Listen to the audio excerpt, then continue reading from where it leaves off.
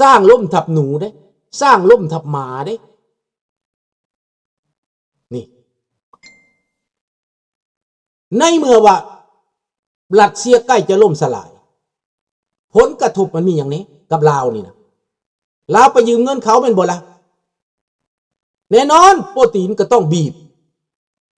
เจ้าต้องเอาเงินมาส่งคอยต้องการเงินแหละคอยห้อนเงินแหละเดี๋ยวนี้นะเป็นเจ้าของเงินเด้ประเทศใดก็ยาที่ยืมเงินคอยนี่เอามาส่งนี่คือผลกระทบทั้งตรงเลยนี่นะดังนั้นลาวในตอนนี้ก็ต้องเปิดบ่อให้มันมาคุดเงินขายบ่อต่างๆมันก็ต้องมาเก็บเอาไล่บี้นี่ในตอนนี้รัสเซียไล่บี้นี่ลาวแดงจีนก็ไล่บี้นี่ไล่บี้นี่ได้เขาท่วงนี่ได้แล้วลาวก็ต้องหัดใส่แอวเงินที่ขอมาได้ก็ต้องเอาไปใส่ให้รัสเซียเบิดบ่เป็นหยังส่วนหนึ่งก็ยอกหยักยอกไปกินส่วนหนึ่งก็เอาไปใส่หนีแต่ใส่หนีบ่ได้นี่นะมันมีหลายหนีบาทนี้หนีของรัสเซียต่างหากหนีของไทยต่างหากหนีของญี่ปุ่นต่างหากหนีของธนาคาร ADB น่ะพัฒนาเอเชียน่ะนะก็ต่างหากหนีของธนาคารโลกก็ต่างหากหนีออสเตรเลียก็ต่างหากมีหนีไปทั่วโลกแล้วสิเอาอย่างมาใส่บัดนี้ มันใส่บ่ได้แต่เจ้าเสียเงินใส่มาใส่นี่แหละคือว่าผลกระทบนะต่อลาวดังนั้นรัฐบาลลาวก็ต้องดูดเลือดจากประชาชนเพื่อมากินมาอยากเงินที่ได้มาแทนที่จะมาจ่ายเงินเดือนก็ไปให้เวียดนามเอาไปให้ประเทศอื่นไปใส่หนี้เขาใส่หนี้จีนเงินได้มาจากต่างประเทศน่ะนะเอาไปใส่หนี้จีนแล้วบ่เอามาเฮ็ดโรงเรียนโรงหมอคือเขาอยากต้องการให้เฮ็ดนะจึงปล่อยปะละเลยไปเบิดแล้วผลกระทบเหล่านี้แหละประเทศลาวคู่มือนี่ไปบ่เป็นเลยนะมันสิเว้าได้ก็ตามพี่น้องนายสอนไซมหาอเมริกานี่ข้าพเจ้าว่าบอกอเมริกาบอกทางแล้วเขาคงสิต่อรองแล้วอเมริกานี่ข้าพเจ้าว่าไปบ่รอด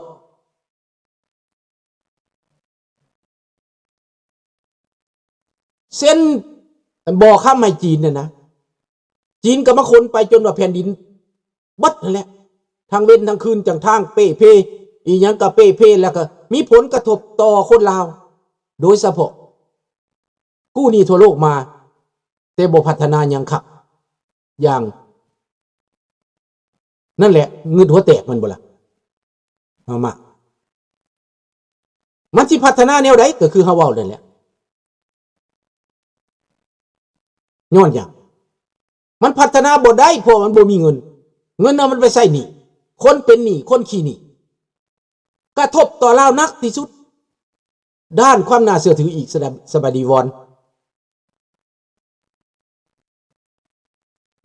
ในเมื่อเดินทางผิดนายทองรุ่นผลักไฟไปแนวนี้สมมุตินายทองรุ่นผลักไฟอเมริกาเฮาจะเบิ่งผลกระทบเด้อฝากไฟรัสเซียได้หยังแม้แต่นั้นเท่าอังเติ้นเดี๋ยวนี้ก็ออกมาว่าออกมาเปิดเผยความในใจตัวเองแล้วคนที่โปรรัสเซียได้นี่ได้ออกมาว่าให้รัฐบาลแล้วรัฐบาลบ่โปร่งใสแล้วรัฐบาลขี้โกงแล้วรัฐบาลขี้ซ้อแล้วนายอังเติ้นกล้าเว้าเลยเด้เดี๋ยวนี้นะอาจจะเป็นรัสเซียคุ้มครองให้นายอังเติ้นนี่เว้าก็ได้นายอังเติ้นต้องมีไฟเขียวจากรัสเซียให้เว้าสมาคมรัสเซียของเขานะให้เว้ามันจะกล้าเว้าได้ถ้าสามารถบ่กล้าเว้าดอกรัสเซียต้องคุ้มครองนายอังเติ้นนี่ข้าพเจ้าว่าได้ถ้ามื้อหนึ่งรัสเซียเปลี่ยนไปเป็นประชาธิปไตยดินี่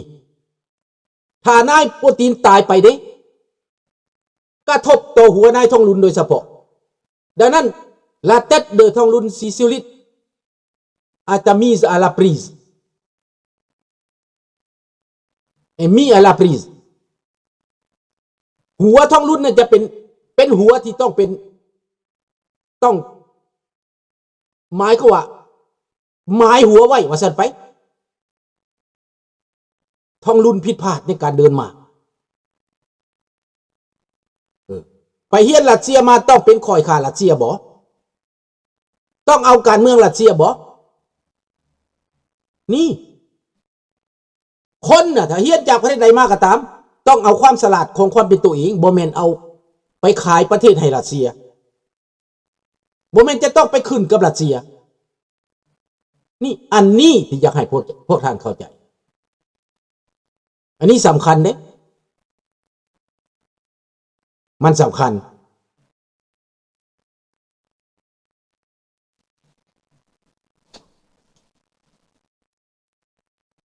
ถ้าว่า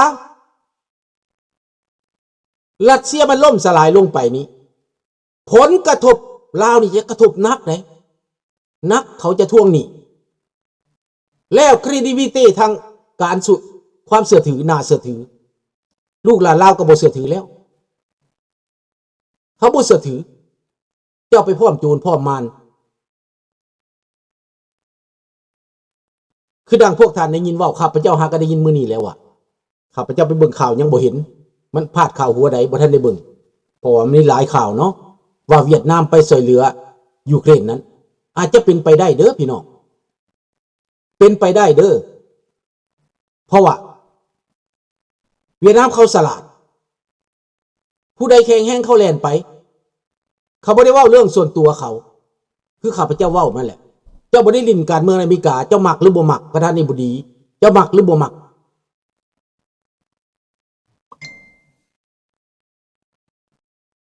ประเทศจีน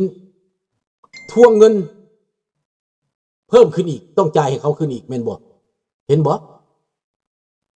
แล้วก็ต้องขุดค้นเจ้าต้องจกตับจกไตเจ้าอีกให้มันหลายขึ้นและผลกระทบมันก็มหาศาลแล้วเจ้าประเทศน้อยๆจะไปติดหนี้ทางรถไฟซื่อๆก็เป็นหมื่นกว่าล้านแล้ว10,000 ล้านนะไม่หมื่นกว่าตื้อว่าซั่นไปเจ้าสิเอาหยังมาใส่เขาได้เจ้าสิใส่จักปีเจ้าสิหมดเงินอันนั้นเจ้าขายเบิดประเทศก็ยังบ่พอเรื่องของมันเป็นแบบนี้แหละพี่น้องหมายความคนขายชาติตัวจริงแม่นทองรุนสอนใสพรรคปฏิวัติพวกแนวลาวมางชาตินี่อันนี้คือความจริงแต่เมื่อใดคนลาวเฮาสิพากันตื่นแต่เมื่อใดคนลาวเฮาสิพากันเข้าใจว่ารัสเซียใกล้จะล่มสลายแล้วประเทศที่เจ้าพร้อมประเทศที่เจ้าเห็นดีนำประเทศที่เจ้าเข้าข้างมันสิล่มสลายแล้วอีก500 ปีก็ใส่บ่หมดเป็นบ่ล่ะนี่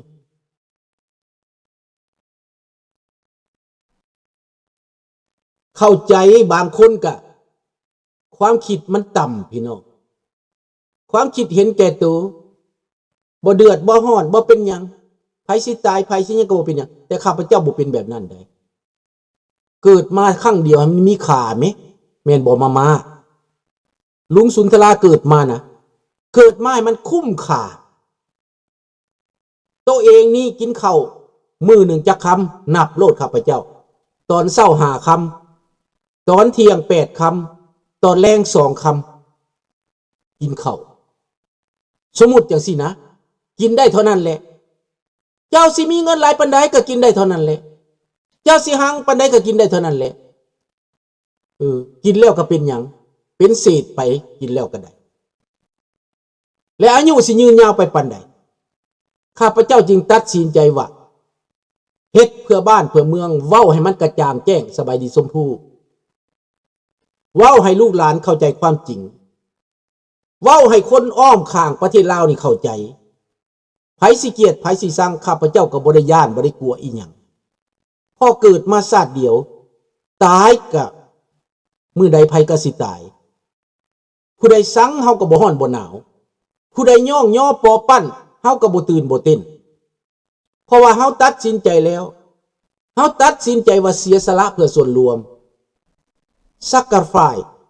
for the sacrifice สำหรับส่วนตัวข้าพเจ้าทำได้แค่นี้ทำได้ให้ความกระจ่างแจ้งทำได้เล่าความเก่าเล่าความจริงให้ผู้คนที่มันลืมเป็นลืมไวฟังและมาปลุกระดมให้ลูกหลานเห็นความจริงหูความจริงที่เขาปิดบังตาบังหูบังตาลูกหลานเฮามา50 ปีข้าพเจ้ามาเปิดพามานกั้งแจ้งสว่างในตาให้ลูกหลานได้หูความจริงให้ลูกหลานได้เฮียนหูซอกหูคนหูเดี๋ยวนี้เขาเพิ่มขึ้นขอบใจเด้อลูกหลานลาวผู้ใดที่มีสติศาสตร์ได้เข้าไปค้นคว้าหาความจริงคือลิงน้อยนี่แล้วไปค้นคว้าหาความจริง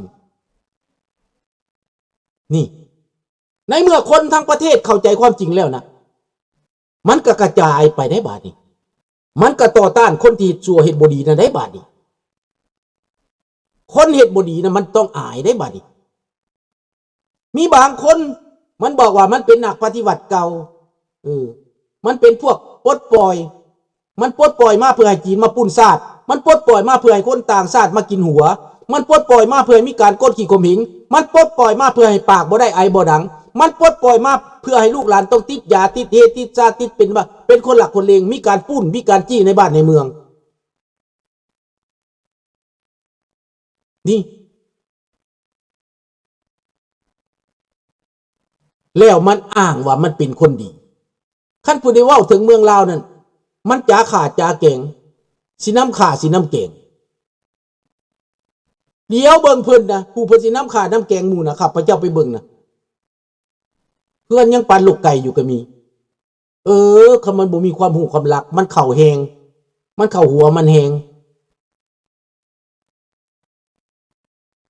กูว่างว่าจังไดลาวเฮาคงอดนานจึงได้พระองค์มาคุ้มครอง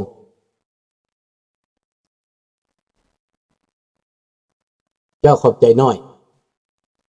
งุนอุยปุ้ยลาวแดงปกครองแม่นถ้าสมัยสหภาพโซเวียตที่โซเวียตล่มสลายถ้าเงื่อนไขมันเป็นแบบสมัยก่อนนั่นน่าเชื่อว่าจะโซเวียตล่มสลายแต่ยุคนี้รัสเซียยังไงก็ยังอยู่นะจะล่มสลายกับตามข่าวเมื่อวานนี้แหละตาราเนาะลุงไปฟังข่าวเมื่อวานนี้แล้วรัสเซียยอมรับปูตินยอมรับหัวหน้าธนาคารของรัสเซียยอมรับว่าบ่มีเงินแล้วไปบ่ได้แล้วอันนั้นเป็นสัญญาณเลยเด้อจะเสือจะบ่เสือก็แล้วแต่ลุงว่าลูกปืนแต่ละลูกโดรนแต่ละลำราคาเป็นล้านเป็นกูแต่ละอย่างนั่นเป็นมหาศาลเงินเครื่องบินแต่ละลำก็เป็นมหาศาลลูกปืนแต่ลูกปืนเป็นมหาศาล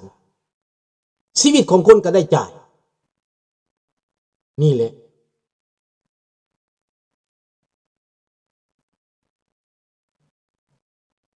เรื่องของมันก็เป็นแบบนั้น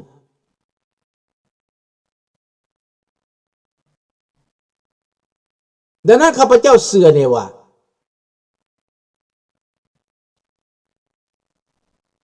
ข้าพเจ้าเชื่อเนี่ยว่า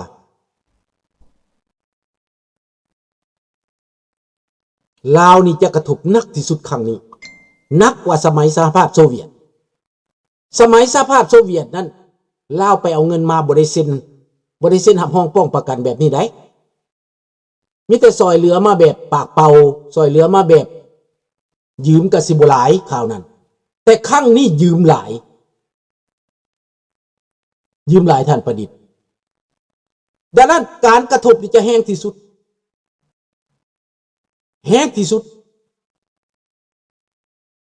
รัสเซียก็จะทวงหนี้แห้งที่สุดในเมื่อเขาล่มสลายในเมื่อเขาล่มลงคณะรัฐบาลใหม่ขึ้นมานายปูตินเบิดไปเขาก็จะต้องมาทวงลาวนี้เขาจะมาทวงลาวนี่ให้ใส่หนี้เขาจะกดดันลาวอีกนอกจากนั้นแล้วการเมืองต่างประเทศก็จะกดดันมาที่ลาวอีกผลกระทบจะมหาศาลถ้าลูกหลานลาวมันตื่นขึ้นไวป่านนี้นะ เขานัดกันประชุมวันที่28แต่ข้าพเจ้า